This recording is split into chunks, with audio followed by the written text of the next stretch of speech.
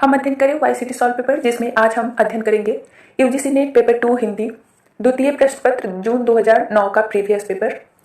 तो चलिए वीडियो शुरू करने से पहले यदि आप हमारे चैनल पर नए हैं तो चैनल को सब्सक्राइब कर ले। इसी तरह से यूजीसी नेट जेआरएफ तथा हिंदी से संबंधित अन्य पठन पाठन के लिए। तो चलिए वीडियो शुरू करते हैं और देखते हैं आज के प्रश्नों को। आज का पहला प्रश्न है, हिंदुस्तानी भाषा का रूप क्या है? ऑप्शन है ए संस्कृत निष्ठ, बी हिंदी उर्दू मिश्रित, सी दक्षिणी हिंदी और डी ब्रज अवधि का मिश्रित रूप। तो इसका सही आंसर होगा बी हिंदी उर्दू मिश्रित।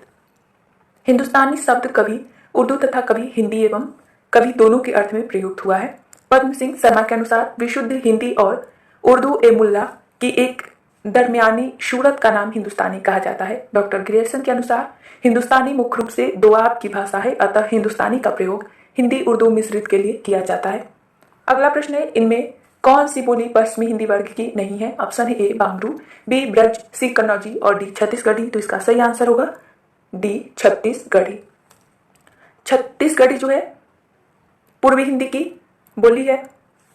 सौरसेनी अपभ्रंश से पश्चिमी हिंदी उपभाषा का विकास हुआ, जिसके अंतर्गत खड़ी बोली यानी कौरवी ब्रज भाषा, हरियाणवी या बांग्रू, बुंदेली और कन्नौजी बोली विकसित हुआ। राजस्थानी से मारवाड़ी, जयपुरी, मेवाती और मालवी, पहाड़ी से कुमाऊनी, गढ़वाली और नेपाली। अर्धमागधी हिंदी से पूर्वी हिंदी उपभाषा विकसित हुई, जिसके अंतर्गत अवधी, बघेली और छत्तीसगढ़ी 3 बोलियां विकसित हुई। मागधी अपभ्रंश से बिहारी हिंदी के अंतर्गत भोजपुरी, मगही और मैथिली 3 बोलियां विकसित हुई। मागधी अपभ्रंश से बंगला, उड़िया और असमिया उपभाषा भी विकसित हुआ। पैसाची से लहंदा और पंजाबी। ब्राह्मण अपभ्रंश से सिंधी और महाराष्ट्री अपभ्रंश से मराठी। अगला प्रश्न है, वर्तमान समय में संविधान द्वारा स्वीकृत भाषाओं की संख्या है। ऑप्शन है ए 14, बी 20, सी 22 और डी 26। तो इसका सही आंसर होगा सी 22। भारतीय संविधान की 8वीं अनुसूची में वर्तमान समय में 22 भाषाएं सम्मिलित है, जो कि है असमिया, बंगला, गुजराती, हिंदी, कन्नड़, कश्मीरी, मलयालम, मराठी, उड़िया, पंजाबी, संस्कृत, सिंधी, तमिल, तेलुगु, उर्दू, कोंकणी, मणिपुरी, नेपाली, मैथिली, संथाली, डोगरी और बोडो। अगला प्रश्न है, ग्रीम नियम का संबंध किससे है? ऑप्शन है ए स्वनिम विज्ञान, बी बोली विज्ञान, सी अर्थ विज्ञान और डी कोश विज्ञान। तो इसका सही आंसर होगा ए स्वनिम विज्ञान। ग्रीम नियम का संबंध स्वनिम विज्ञान अर्थात ध्वनि विज्ञान से है। इसके प्रवर्तक जर्मन भाषा के विद्वान याकूब ग्रीम है। यह 1822 ईस्वी में प्रकाश में आया। इस नियम का संबंध भारोपीय स्पेसोस से है, जो जर्मन भाषा में परिवर्तित हो गए थे। ग्रीम नियम बालाघात पर आधारित है। अगला प्रश्न है, दक्षिण भारत हिंदी प्रचार सभा का मुख्यालय कहाँ है? ऑप्शन है ए हैदराबाद, बी कोची, सी मद्रास और डी बेंगलोर। तो इसका सही आंसर होगा सी मद्रास। दक्षिण भारत हिंदी प्रचार सभा चेन्नई यानी मद्रास में इसका मुख्यालय है। हिंदी प्रचार सभा का मुख्यालय हैदराबाद। मैसूर हिंदी प्रचार परिषद का मुख्यालय बेंगलोर में है। अगला प्रश्न है, नंददास की किस रचना का संबंध नायक नायिका भेद से है? ऑप्शन है ए रास पंचाध्याय, बी रस मंजरी, सी श्याम सगाई और डी भंवर गीत। तो इसका सही आंसर होगा बी रस मंजरी। रस मंजरी 1550 में प्रकाशित। नंददास ने दोहा चौपाई शैली में नायक नायिकाओं का वर्णन किया है। इसमें स्वकीय और परकीय नायिका के भेदोद्भेद को चित्रित किया गया है। रास पंचाध्याय में कृष्ण की रासलीला को रोला छंद में वर्णित किया गया है, जबकि भंवर गीत में शगुन और निर्गुण पर गोपी और उद्धव के संवाद का वर्णन है। श्याम सगाई में श्याम की सगाई का वर्णन है। अगला प्रश्न है, आनंद कादम्बनी के संस्थापक थे। ऑप्शन है ए भारतेंदु हरिश्चंद्र, बी बद्रीनारायण चौधरी प्रेमचंद, सी प्रताप नारायण मिश्र और डी राधाचरण दास। तो इसका सही आंसर होगा बी बद्रीनारायण चौधरी प्रेमचंद। आनंद कादम्बनी 1881 में और नागरी नीरद 1893 में प्रकाशित बद्रीनारायण चौधरी प्रेमचंद का है। मिर्जापुर से प्रकाशित साप्ताहिक पत्रिका। ब्राह्मण 1883 में प्रकाशित प्रताप नारायण मिश्र का मासिक पत्रिका। कानपुर से कवि वचन सुधा 1868 में प्रकाशित भारतेंदु हरिश्चंद्र का मासिक पत्रिका। काशी से प्रकाशित हरिश्चंद्र मैगजीन 1873 में प्रकाशित भारतेंदु का मासिक पत्रिका। बनारस से प्रकाशित बालाबोधिनी 1874 में प्रकाशित भारतेंदु हरिश्चंद्र का मासिक पत्रिका। बनारस से प्रकाशित। अगला प्रश्न है, दीदी पत्रिका के संपादक थे। ऑप्शन है ए ठाकुर श्रीनाथ सिंह, बी ठाकुर जगमोहन सिंह, सी गणेश शंकर विद्यार्थी और डी प्रताप नारायण मिश्र। तो इसका सही आंसर होगा ए ठाकुर श्रीनाथ सिंह। दीदी 1939 में प्रकाशित ठाकुर श्रीनाथ सिंह की पत्रिका है। प्रताप 1913 में प्रकाशित गणेश शंकर विद्यार्थी का और ब्राह्मण 1883 में प्रताप नारायण मिश्र का। अगला प्रश्न है, इनमें कौन सी रचना कुंवर नारायण की है? ऑप्शन है ए पथिक, बी बादशाह के बहाने, सी मगध और डी पहाड़ पर लालटेन। तो इसका सही आंसर होगा बी बादशाह के बहाने। बादशाह के बहाने 2008 में प्रकाशित कुंवर नारायण का काव्य है। पथिक 1920 में प्रकाशित रामनरेश त्रिपाठी का, मगध श्रीकांत वर्मा का और पहाड़ पर लालटेन मंगलेश डबराल का। अगला प्रश्न है, इनमें कौन बाबरी पंथ से संबंधित नहीं है? ऑप्शन है ए बुल्ला साहब, बी बुलाल साहब, सी पलटू साहब और डी संत साहब। तो इसका सही आंसर होगा सी पलटू साहब। बाबरी पंथ की प्रवर्तक बाबरी साहिबा थी। बुल्ला साहब, बुलाल साहब, संत साहब इसी संप्रदाय से संबंधित थे, जबकि पलटू साहब जगजीवन दास के शिष्य थे तथा यह सत्यनामी या सत्यनामी संप्रदाय के संत थे। अगला प्रश्न है, कबको टेरत दीन वै होत न श्याम सहाय, तुम्हू लागी जगत गुरु जग नायक जगवाया। इस दोहे के कवि है। इस दोहे में कवि क्या करता है? तो ऑप्शन है ए शिकायत करता है, बी प्रार्थना करता है, सी आत्मनिवेदन करता है और डी व्यंग करता है। तो इसका सही आंसर होगा ए शिकायत करता है। इस पंक्ति में अपने इष्ट से कवि शिकायत करता है। अगला प्रश्न है, जन गण मन अधिनायक जय है, प्रजा विचित्र तुम्हारी है, भूख भूख चिल्लाने वाली अशुभ अमंगलकारी है। इन पंक्तियों के लेखक है। ऑप्शन है ए केदारनाथ अग्रवाल, बी नागार्जुन, सी केदारनाथ सिंह और डी धूमिल। तो इसका सही आंसर होगा बी नागार्जुन। इसी तरह से केदारनाथ अग्रवाल का प्रसिद्ध पंक्ति है, बाप बेटा बेचता है भूख से बेहाल होकर, धर्म धीरज प्राण खोकर। धूमिल का है, हाँ हाँ मैं कवि हूँ, कवि यानी भाषा में भदेश हूँ। केदारनाथ सिंह का प्रसिद्ध पंक्ति है, मैंने जब भी सोचा मुझे रामचंद्र शुक्ल की मुझे याद आई। अगला प्रश्न है, सपंगी रचना किसकी है? ऑप्शन है ए दादू दास, बी पीपा, सी रैदास और डी रज्जब। तो इसका सही आंसर होगा डी रज्जब। सबंगी रज्जब की रचना है। इसमें इन्होंने अपनी तथा अन्य निर्गुण संतों की रचनाओं का संकलन किया है। रज्जब ने अंगवधु नाम से दादू दयाल की रचनाओं का संकलन किया है।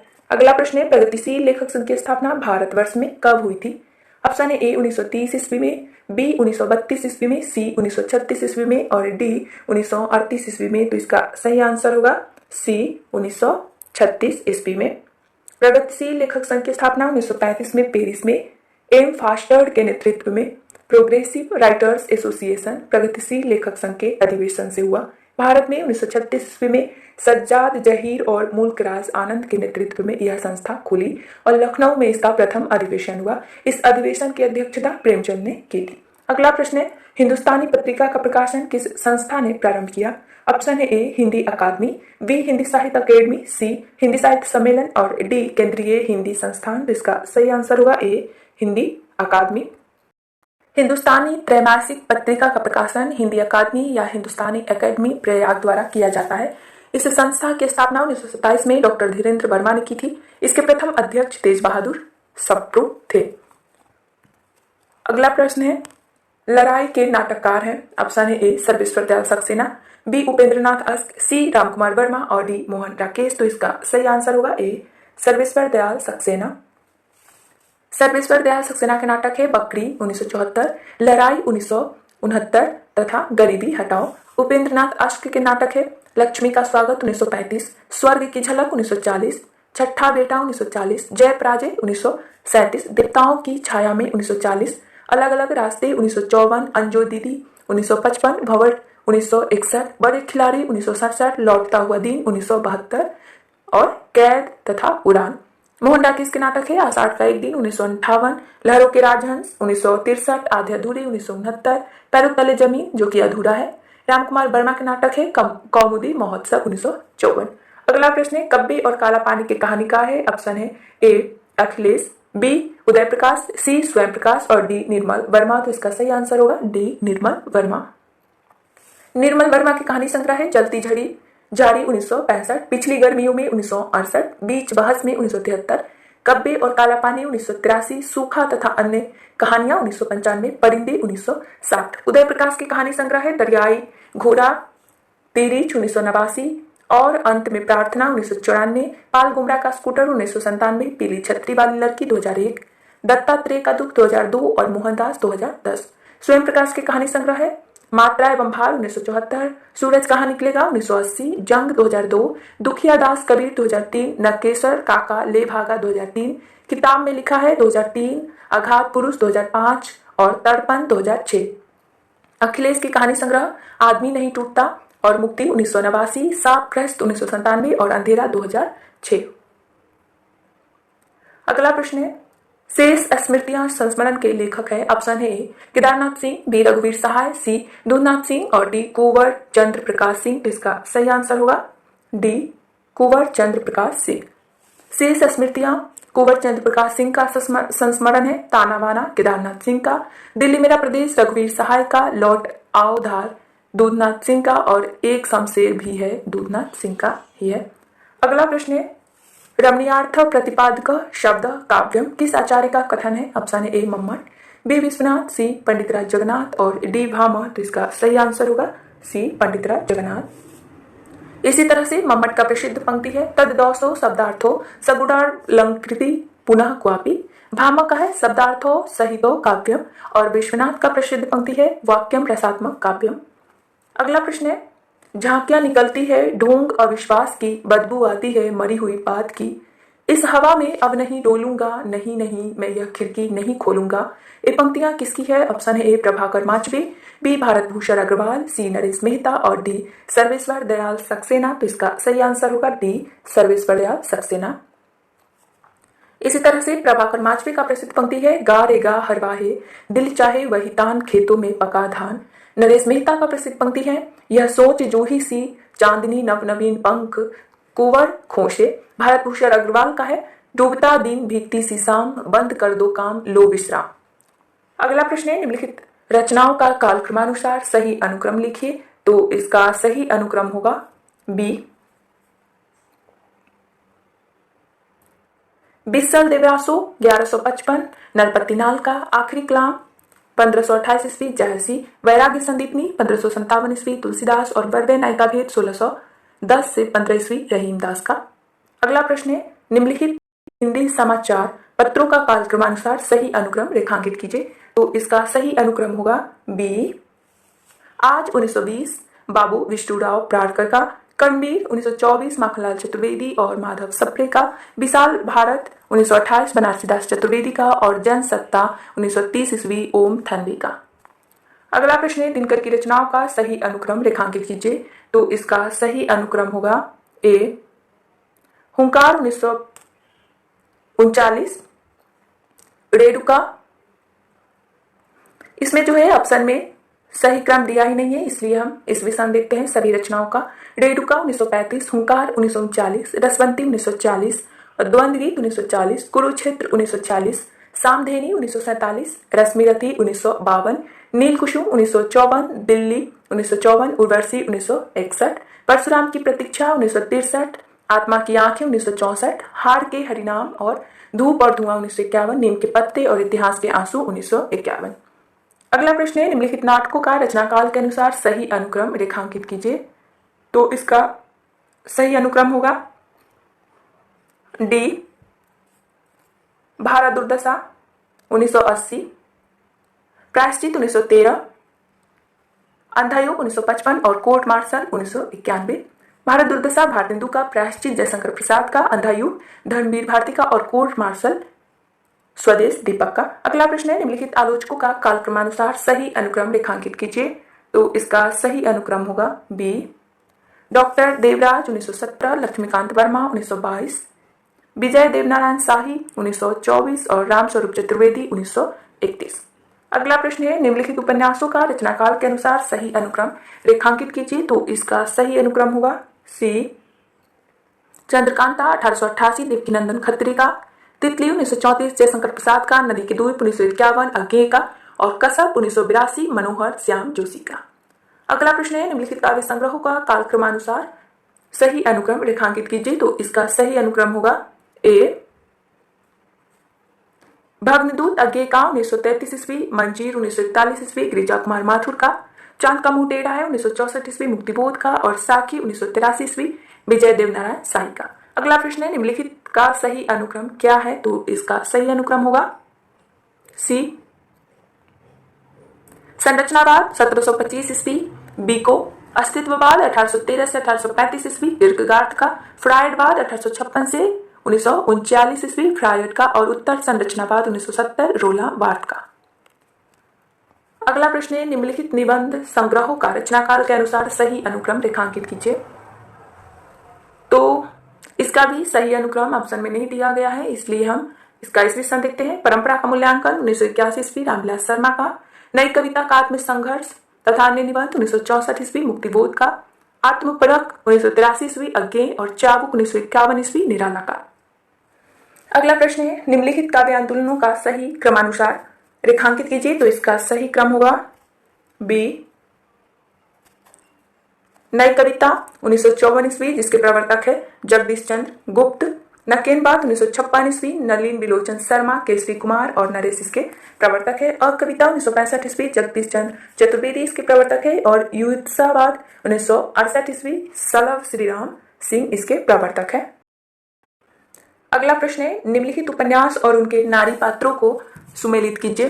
तो इसका सही मेल होगा परख, कट्टो, गवन, जालपा, त्यागपत्र, मृणालिनी और शेखर एक जीवनी शशि। परख 1929 में प्रकाशित जैनेन्द्र का उपन्यास है, जिसके प्रमुख पात्र कट्टू है। गवन 1931 में प्रकाशित प्रेमचंद का है, जिसके प्रमुख पात्र जालपा है। त्यागपत्र 1937 में प्रकाशित जैनेन्द्र का है, जिसके प्रमुख पात्र मृणालिनी है। और शेखर एक जीवनी प्रथम भाग 1940 में और द्वितीय भाग 1944 में प्रकाशित अज्ञेय का है, जिसके प्रमुख पात्र है शशि और शेखर। गोदान 1936 में प्रकाशित प्रेमचंद का है, जिसके प्रमुख पात्र है धनिया और गोबर। अगला प्रश्न है, निम्नलिखित आत्मकथाओं को उनके लेखकों के साथ सुमेलित कीजिए। तो इसका सही मेल होगा 10 द्वार से सोपान तक, हरिवंश राय बच्चन। मेरी आत्म कहानी, श्याम सुंदर दास। अपनी कहानी, वृंदावन लाल वर्मा। और मेरी जीवन यात्रा, राहुल सांकृत्यायन।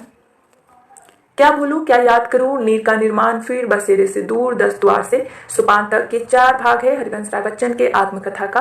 प्रथम भाग 1969 में, द्वितीय 1970 में, तृतीय 1978 में और चतुर्थ 1985 में प्रकाशित हुआ। मेरी आत्मकहानी 1941 में प्रकाशित श्याम सुंदर दास का आत्मकथा है। अपनी कहानी 1970 में प्रकाशित वृंदावन लाल वर्मा का आत्मकथा है। और मेरी जीवन यात्रा 1946 में प्रकाशित राहुल सांकृत्यायन का आत्मकथा है। अगला प्रश्न है, निम्नलिखित रचनाओं को उनके कवियों के साथ सुमेलित कीजिए। तो इसका सही मेल होगी बात बोलेगी शमशेर बहादुर सिंह, सम्राज्ञी का नैवेद्य दान अज्ञेय, यमुना के प्रति केदारनाथ अग्रवाल और अकाल में सारस केदारनाथ सिंह। अगला प्रश्न है, निम्नलिखित रचनाओं को उनके कवियों के साथ सुमेलित कीजिए। तो इसका सही मेल होगा हंसावली असायत, चंदायन मुल्ला दाऊद, सत्यवती ईश्वरदास और मृगावती कुतुबन। हंसावली 1370 में प्रकाशित, चंदायन 1379 में, सत्यवती 1501 में, मृगावती 1503 में और चित्रावली 1613 में प्रकाशित उस्मान की रचना है। अगला प्रश्न है, निम्नलिखित उपन्यासों को उनके लेखकों के साथ सुमेलित कीजिए। तो इसका सही मेल होगा अप्सरा सूर्यकांत त्रिपाठी निराला, मृगनयनी वृंदावन लाल वर्मा, कर्मभूमि प्रेमचंद और मित्रो मरजानी कृष्णा सोबती। अप्सरा 1931 में प्रकाशित निराला का है। मृगनयनी 1905 में प्रकाशित वृंदावन लाल वर्मा का उपन्यास है। कर्मभूमि 1932 में प्रकाशित प्रेमचंद का, मित्रो मरजानी 1967 में प्रकाशित कृष्णा सोबती का और आवा 1999 में प्रकाशित चित्रा मुदगल का। अगला प्रश्न है, निम्नलिखित ग्रंथ और ग्रंथकारों को सुमेलित कीजिए। तो इसका सही मेल होगा रस गंगाधर जो है पंडितराज जगन्नाथ, साहित्य दर्पण विश्वनाथ, काव्य प्रकाश मम्मट और वक्रोक्ति जीवितम कुंतक। अगला प्रश्न है, निम्नलिखित काव्य पंक्तियों को उनके कवियों के साथ सुमेलित कीजिए। तो इसका सही मेल होगा राष्ट्रगीत में भला कौन यह भारत भाग्य विधाता, ये जो है रघुवीर सहाय। क्या करूं जो शंभु धनु टूटा तुम्हारा, गिरिजा कुमार माथुर। अब मैं कभी नहीं रहा काला झंडा हूं, सर्वेश्वर दयाल सक्सेना। साधु आज मेरे सत्य की परीक्षा है, ये जो है विजय देवनारायण शाही। अगला प्रश्न है, निम्नलिखित यात्रा साहित्य और उनके लेखकों को सुमेलित कीजिए। तो इसका सही मेल होगा ठेले पर हिमालय धर्मवीर भारती का। आखिरी चट्टान मोहन राकेश। सुबह के रंग अमृत राय। पैरों में पंख बांधकर रामवृक्ष बेनीपुरी। ठेले पर हिमालय 1958 में, यादें यूरोप की और यात्रा चक 1955 में प्रकाशित धर्मवीर भारती का है। आखिरी चट्टान मोहन राकेश का 1953 में प्रकाशित यात्रा साहित्य। सुबह के रंग अमृत राय का पैरों में पंख बांधकर 1952 और उड़ते चलो 1954 में प्रकाशित रामवृक्ष बेनीपुरी का यात्रा साहित्य। अगला प्रश्न है, निम्नलिखित साहित्यिक वादों के साथ संबंधित कवियों का सुमेलन कीजिए। तो इसका सही मेल होगा प्रगतिवाद 1936, इससे संबंधित कवि त्रिलोचन। हालावाद हरिवंश राय बच्चन। अकविता जगदीश चतुर्वेदी और प्रयोगवाद अज्ञे।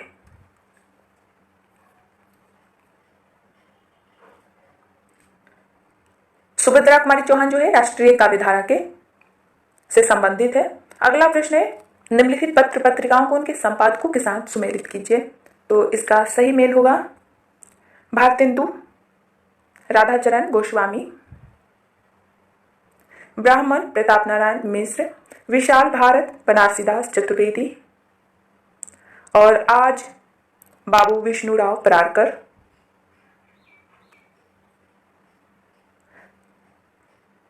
जो कि इसमें दिया नहीं गया है। भारतेंदु 1883 में प्रकाशित राधाचरण गोस्वामी का है। ब्राह्मण 1883 में प्रकाशित प्रताप नारायण मिश्र का। विशाल भारत 1928 में प्रकाशित बनारसीदास चतुर्वेदी का। आज 1920 में प्रकाशित बाबू विष्णुराव परारकर का और प्रताप 1913 में गणेश शंकर विद्यार्थी का। अगला प्रश्न है 41 से 45 गद्यांश पर आधारित है। तो हम पहले गद्यांश को देखते हैं, फिर इस पर आधारित प्रश्नों को देखेंगे। महाकाव्य की रचना जातीय संस्कृति के किसी महाप्रवाह, सभ्यता के उद्गम संगम प्रलय, किसी महाचरित्र के विराट उत्कर्ष अथवा आत्म तत्व के किसी चीर अनुभव रहस्य को प्रदर्शित करने के लिए की जाती है।